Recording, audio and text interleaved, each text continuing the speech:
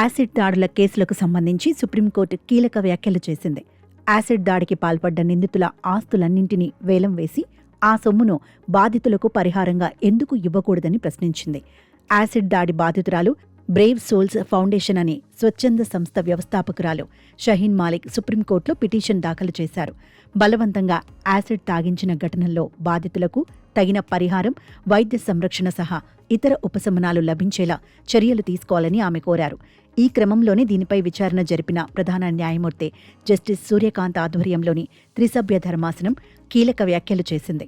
బాధితులకు ప్రస్తుతం ఇస్తున్న 3 లక్షల పరిహారం దీర్ఘకాలిక చికిత్సకు, పునరావాసానికి ఏమాత్రం సరిపోదని తెలిపింది. ఇలాంటి క్రూర నేరాలకు పాల్పడే వారికి అసాధారణ రీతిలో బాధ కలిగించే శిక్ష విధించాల్సి ఉందని సుప్రీంకోర్టు ధర్మాసనం పేర్కొంది. వరకట్నం, హత్య కేసుల తరహాలోనే వీటిని కూడా చూడాల్సి ఉందని స్పష్టం చేసింది. ఏడాది వారీగా యాసిడ్ కేసులు కోర్టుల్లో, వాటి ప్రస్తుత స్థితి, బాధితుల కోసం చేపట్టిన పునరావాస కార్యక్రమాల వంటి వివరాలను అందచేయాలని అన్ని రాష్ట్రాలు, కేంద్రపాలిత ప్రాంతాలకు సుప్రీంకోర్టు ఆదేశించింది. బాధితులతో బలవంతంగా యాసిడ్ తాగించిన కేసుల వివరాలను కూడా అందించాలని తెలిపింది.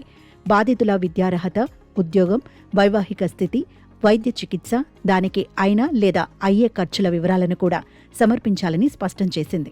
4 వారాల్లోగా వివరాలను అందచేయాలని సుప్రీంకోర్టు ధర్మాసనం ఆదేశించింది.